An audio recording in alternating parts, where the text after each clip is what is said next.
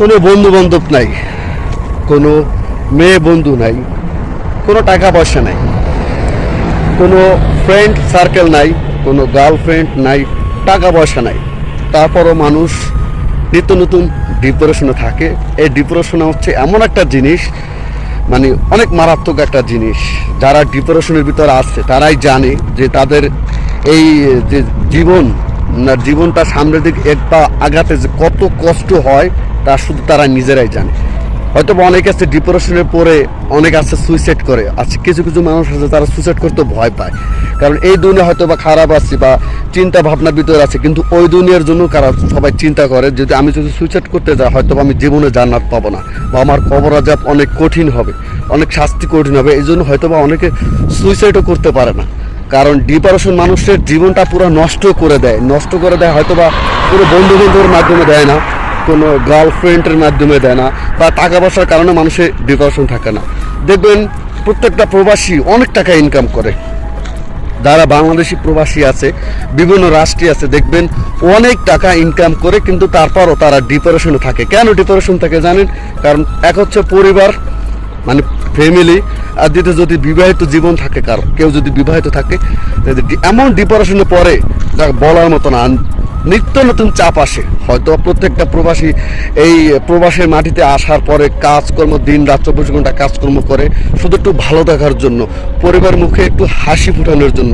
কিন্তু যখন পরিবারের মানুষ তাদের দেয় সব কিছুই করে, তারপর যখন তারা বলে সব কিছু স্বীকার করে না, আমরা কিছুই পাই না বা আমরা কিছু খাই না, নিজের বিবাহিত জীবনে ওয়াইফকে ভালো রাখার জন্য, নিজের সন্তানকে ভালো রাখার জন্য, নিজের ভবিষ্যৎকে ভালো রাখার জন্য প্রত্যেকটা প্রবাসী বিদেশের মাটিতে অনেক কষ্ট করে, হাড় ভাঙা কষ্ট করে, মাথার গাম পায়ে ফেলে কষ্ট করে, কিন্তু তারপরও ওই বিবাহিত জীবনে সুখ হতে পারে না। কেন পারে না? ওই যে ডিপ্রেশন। কারণ তার দিনে কাজ করছে, রাত হলে তার মাথার ভিতরে চিন্তা থাকে আমি কিভাবে মাস শেষ হবে, কিভাবে দিনটা শেষ হবে।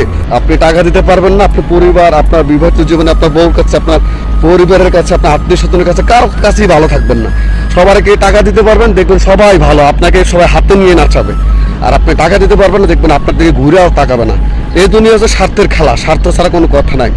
প্রিয় বোন, তোমাদের যারা বিবাহিত আছো তোমাদেরই বলবো, যাদের স্বামী ভাল লাগে না, স্বামীর কথা ভাল লাগে না, স্বামীকে ছেড়ে দাও। অপশন আছে, ছেড়ে দাও। তোমার দরজা খোলা আছে, ছেড়ে দাও। তুমি স্বামীকে ছেড়ে, তোমার জামাইকে তুমি ছেড়ে এই দুনিয়ার মাটিতে একবার পা আগিয়ে দেখো, দেখবা এই দুনিয়ার ভাতের কত মূল্য। বা নিজে ইনকাম করে দেখো যে এই দুনিয়ার ভাতে কত মূল্য, আর একটা দানা ইনকাম করতে বা একটা টাকা ইনকাম করতে কত কষ্ট হয়। হয়তো বা তুমি বিবাহিত আছো, তোমার সম্মানটা আসে তোমার স্বামী আছে তাই বলে। তোমার স্বামী যখন থাকবে না তখন তোমার এই সম্মানটা থাকবে না। তোমার সম্মান আছে, স্বামী নাই, তোমার সম্মান নাই। এমনকি তোমার বাবার বাড়ি এক মুঠ ভাত খাইতে তোমার কষ্ট হয়ে যাবে। আর বিবাহিত মেয়েদের পিছনে যে তোমার পিছনে যে মানুষগুলা ঘোরাঘুরি করে, তোমাকে অনেক আশ্বাস দেয়, তোমার জামার চেয়ে আমি ভালো টেক কেয়ার করবো, অনেক কেয়ার করব, ভালো রাখবো, সুন্দর করে রাখবো, সবসময় সুখ শান্তি দেওয়ার চেষ্টা করব, ভালো রাখবো। ওইসব মেয়েরা শুধু তোমার শারীরিক চাহিদার জন্যই আসে, মানসিকভাবে আসে না। তোমাকে সারা জীবন রাখতে চাবে না। তারা হচ্ছে তোমার যতদিন পর্যন্ত তোমার কাছে তার স্বার্থ আছে ততদিন তোমাকে পাশে রাখবে। যখন তোমার স্বার্থ ফুরিয়ে যাবে তখন দেখবা তোমাকে আমের বিচির মতন ছিটকে ফেলে দেবে। একটা কথা আছে না যে মৌমাছি মধু খেয়ে চলে যায়, তো ওরকম হচ্ছে কাহিনী। কতটা মাথায় রাখবে। তো এই জন্য প্রত্যেকটা যারা বিবাহিত আছেন, নারী বা বোন যারাই আছেন, তাদের সবাইকে বলবো, আপনার স্বামী যদি কোনো কর্মস্থানে থাকে বা আপনার স্বামী যদি কোনো প্রবাসে থাকে বা কোনো দেশের মাটিতে কাজ করে, আপনারা যতটা সম্ভব আপনারা সাপোর্ট করার চেষ্টা করবেন। কখনো ডিপ্রেশনে রাখবেন না বা চিন্তা রাখবেন না। কারণ হয়তো বা প্রত্যেকটা মানুষ একবার, দুইবার, তিনবার ধাক্কা খেতে খেতে ওই মানুষটা কিন্তু দ্বিতীয়বার সুইসাইডের রাস্তা বেছে নেয়। কারণ সুইসাইড প্রত্যেকটা মানুষ ডিপ্রেশনে যাইতে তারা এমন অবস্থা হয়ে যায়, তারা কিছু বলতে পারে না, তারা কিছু করতে পারে না, সব কিছুই সহ্য করতে পারে না। তখন তারা কী করে? তারা সুইসাইডের রাস্তা বেছে নেয়।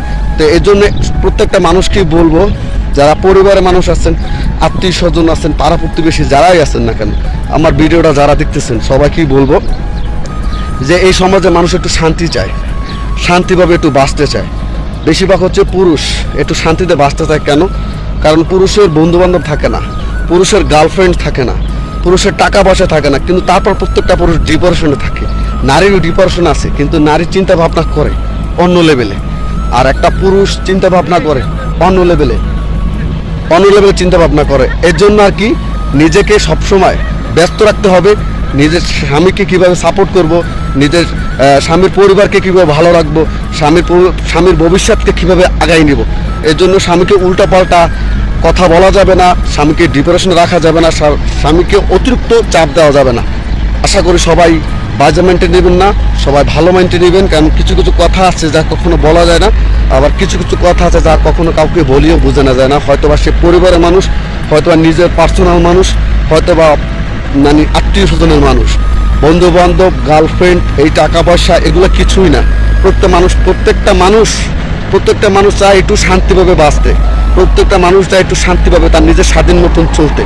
যদি দেখে সেই মানুষটা যদি স্বাধীনভাবে চলতে পারতেছে না, তখন ওই মানুষটা তার নিজের বাঁচে থাকার মানে মূল্য রাখে না। কারণ সে মনে চায় যে সে বাঁচে থেকে কী লাভ, তার সাথে সে মরে গেলে সে শান্তিতে থাকবে।